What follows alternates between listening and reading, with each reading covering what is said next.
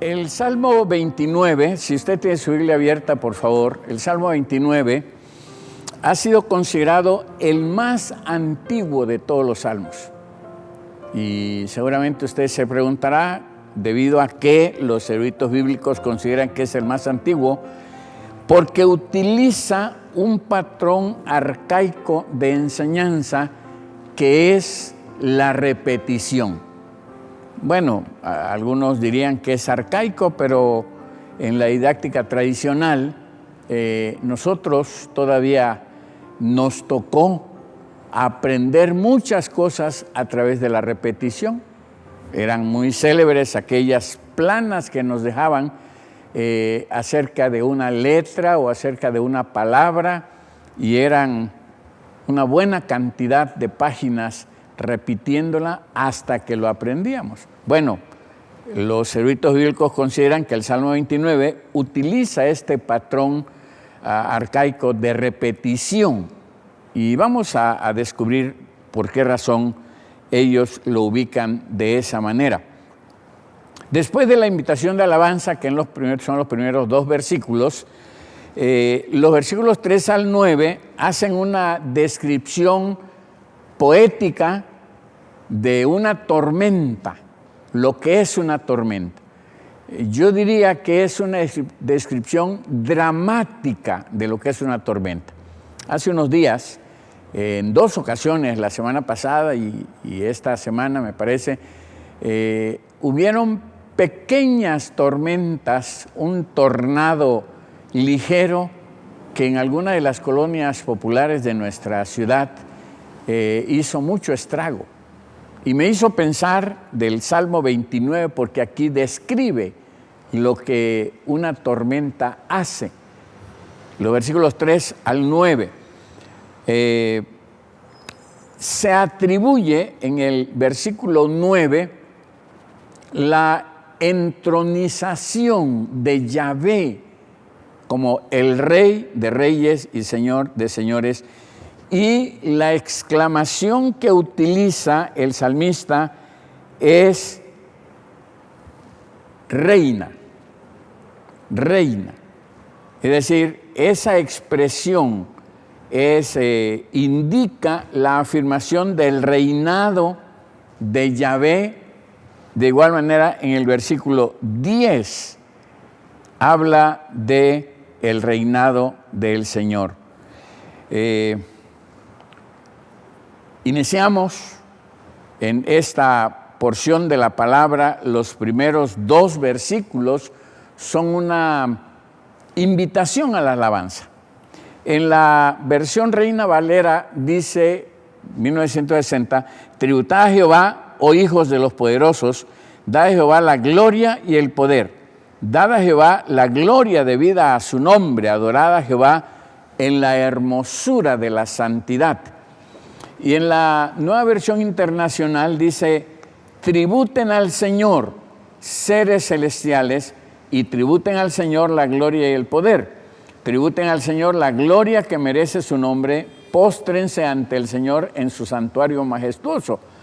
La voz del Señor está sobre las aguas, resuena el trueno del Dios de la gloria, el Señor está sobre las aguas impetuosas. La invitación aquí, noten ustedes, y la Nueva Versión Internacional es un poco más clara para hablar acerca de seres celestiales.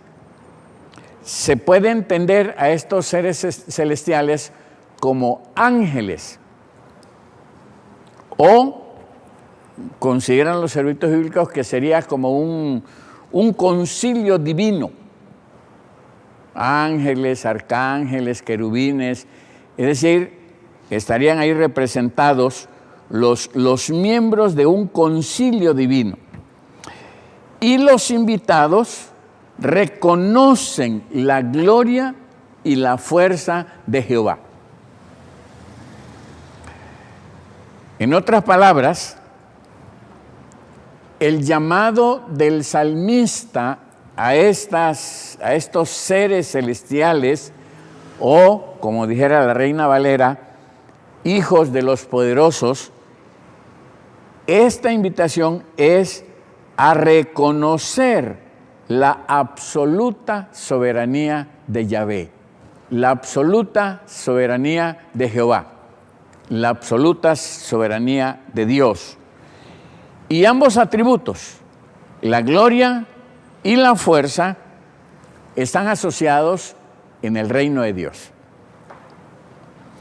El nombre personal de Yahvé o de Jehová, en el capítulo 29 de Salmos, aparece 18 veces.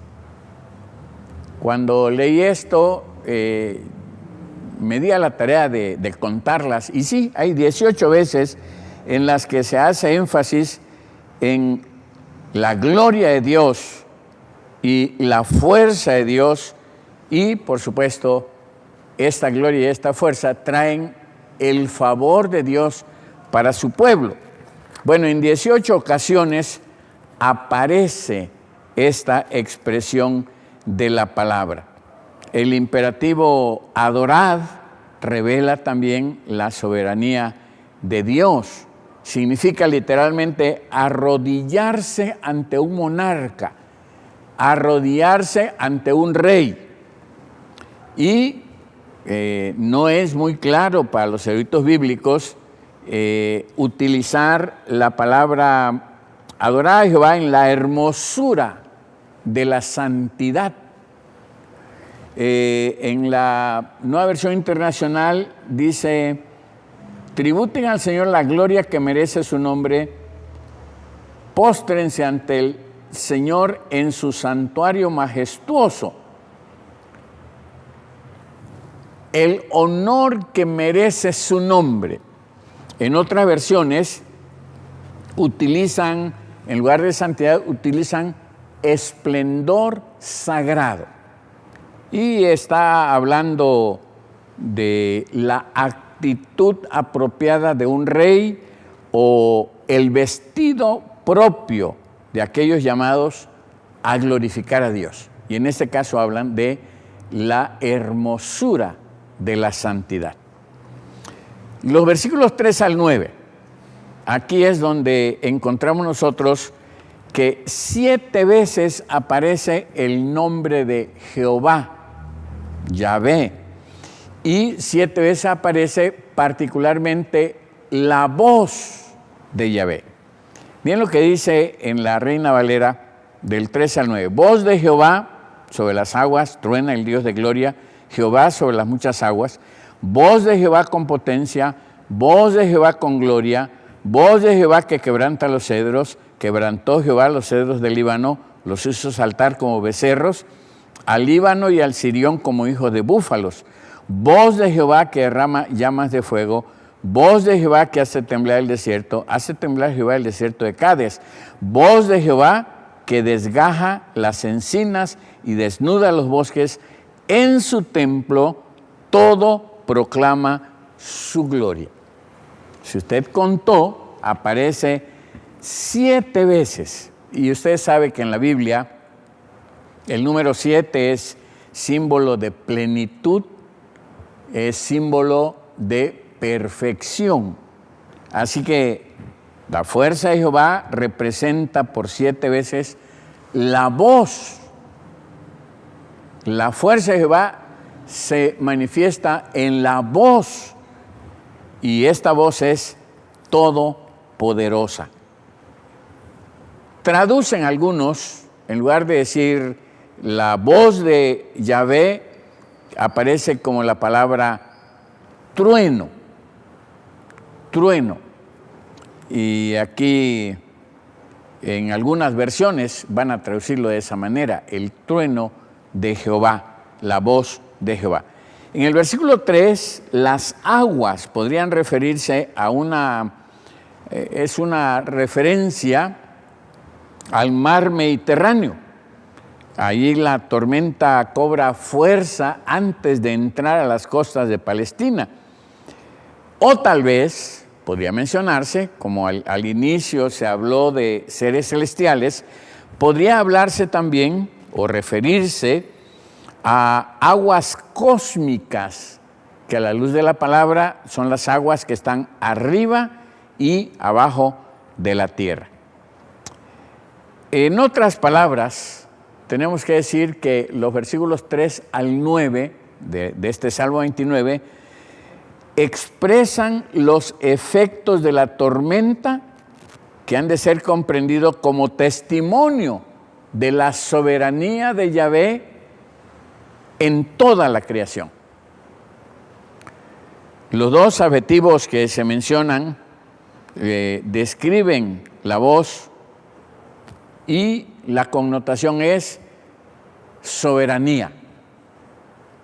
Su voz manifiesta soberanía y está hablando de la afirmación del reinado terrenal y el reinado divino de Jehová. Los versos 5 al 9 hacen una descripción de los efectos de una tormenta violenta. Los árboles son arrancados, son removidos lejos, envían relámpagos, aparecen relámpagos, la tierra parece ser conmovida y todos estos efectos son similares a aquellos que describen las apariciones de Dios. Cada vez que Dios aparecía a su pueblo, había algunas de estas expresiones. Y en el cercano oriente tenemos que decir que los truenos era el sonido más fuerte que conocían. Así que no es de sorprenderse que los relámpagos estuvieron asociados con las apariciones divinas y se suponía, bueno, ellos suponían que la voz de Dios era el trueno.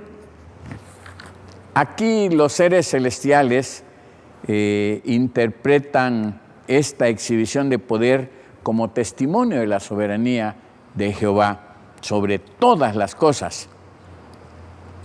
En el versículo 9, en la última parte, aparece el templo. En algunas versiones dice, en su templo todo proclama su gloria. En la Nueva Versión Internacional dice, en su templo todos gritan gloria. Bueno, parece designar la residencia celestial de Dios, donde el concilio celestial se había reunido. Y Dios está aquí en una posición de proveer fuerza y de proveer bendición. Se habla del término al final, en el versículo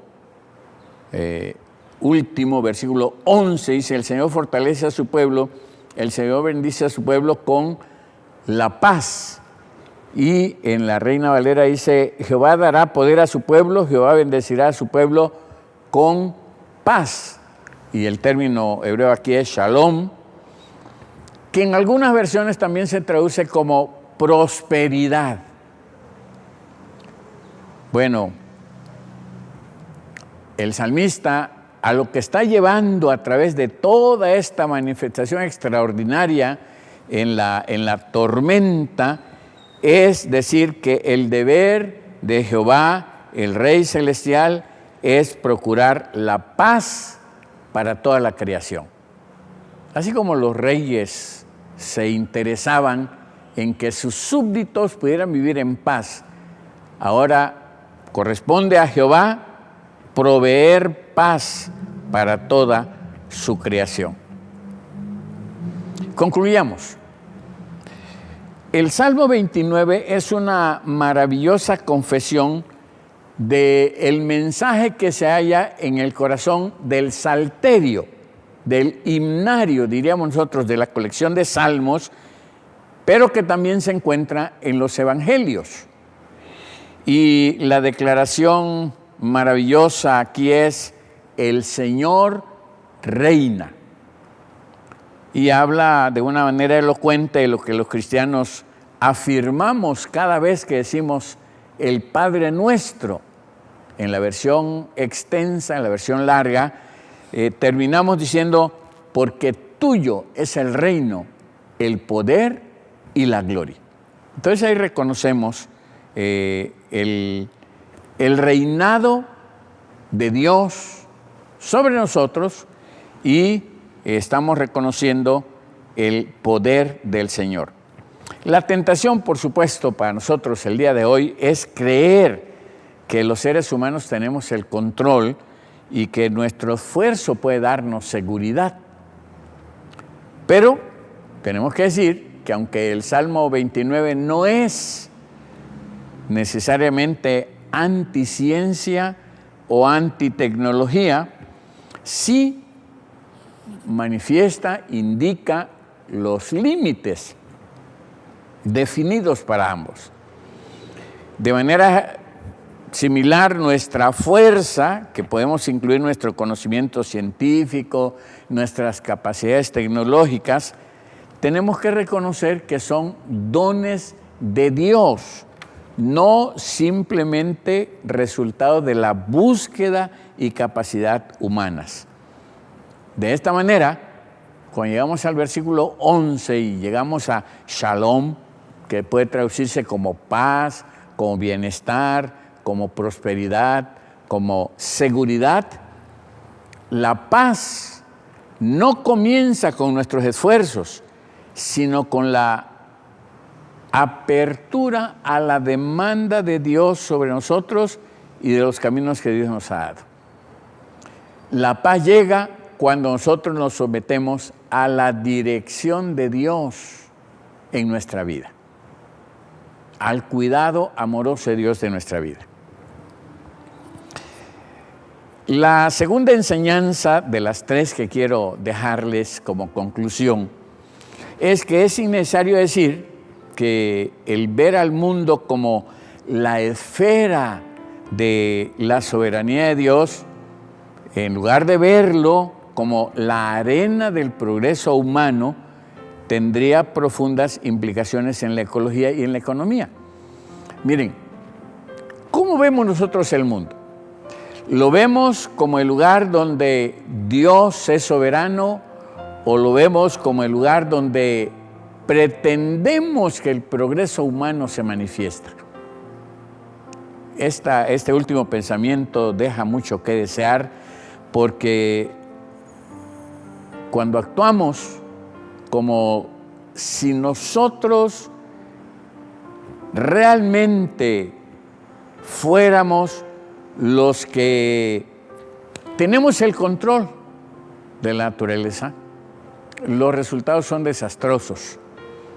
Baste solamente mencionar aguas sucias, mares contaminados, aire contaminado, erosión del suelo, reducción de la capa de ozono,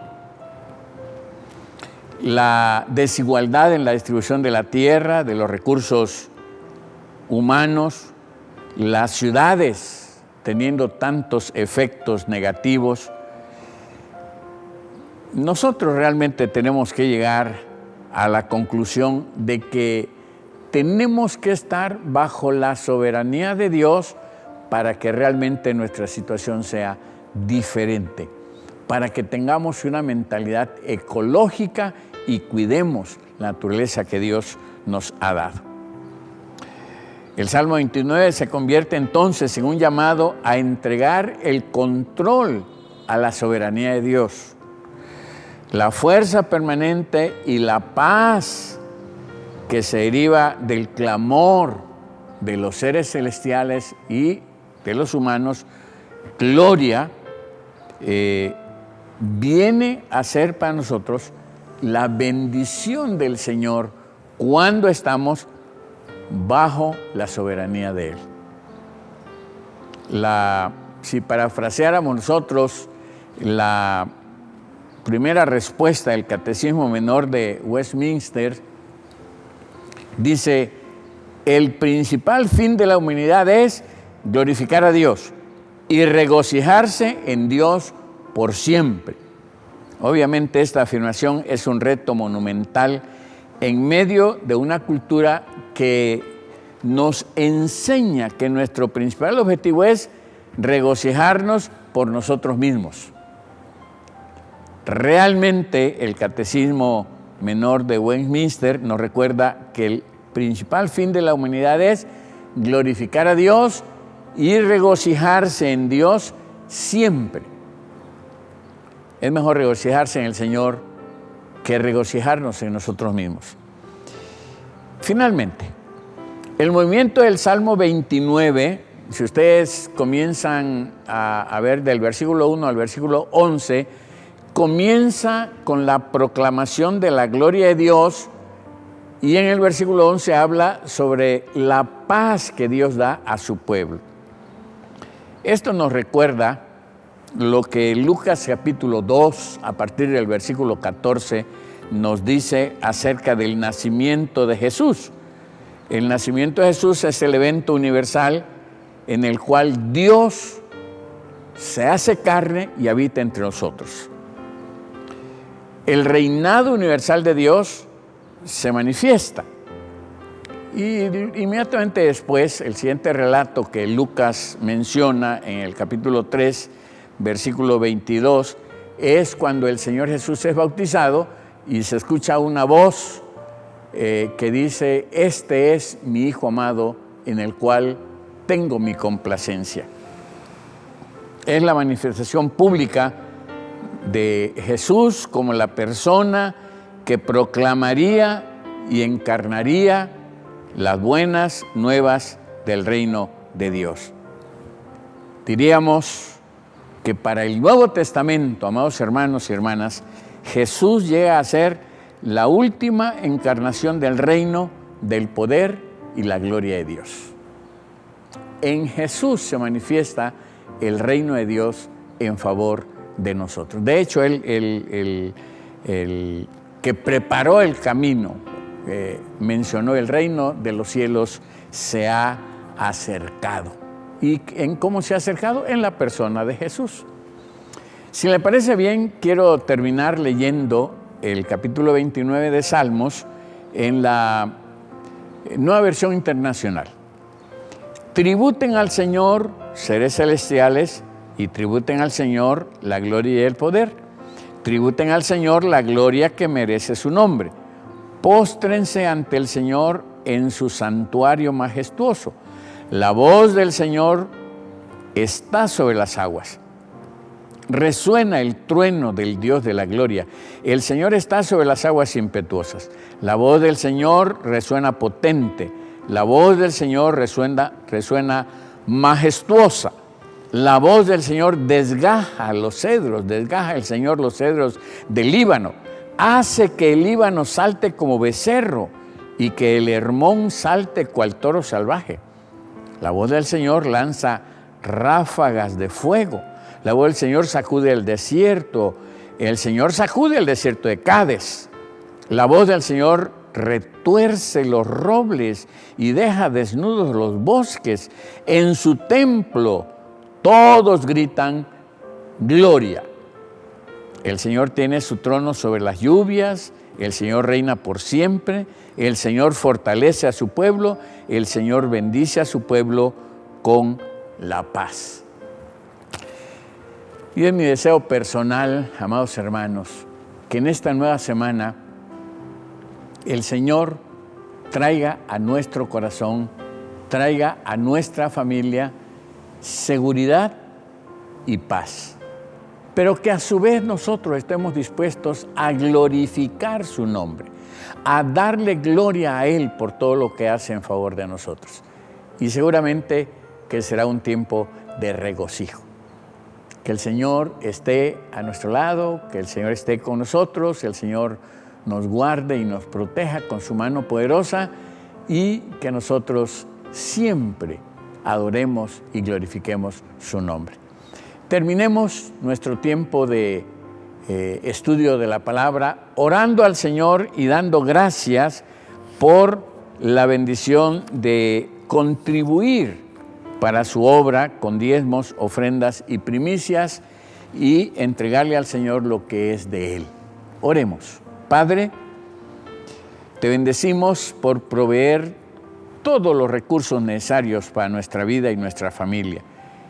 Y nosotros fielmente entregamos a ti diezmos, ofrendas y primicias. Y queremos rogarte que con tu bendición puedan ser suficientes para el extendimiento de tu reino en esta tierra, a través de nuestra congregación. Bendice, Señor, a cada dador alegre y permítele la bendición tuya de una manera maravillosa en su vida personal, en su familia. Y queremos que tu gloria se manifieste en nuestra iglesia. Gracias, Señor, por permitirnos dar diezmos, ofrendas y primicias, y gracias por dar tu bendición a cada fiel dador en este día. Oramos agradecidos en el nombre de nuestro Señor Jesucristo. Amén. Amén.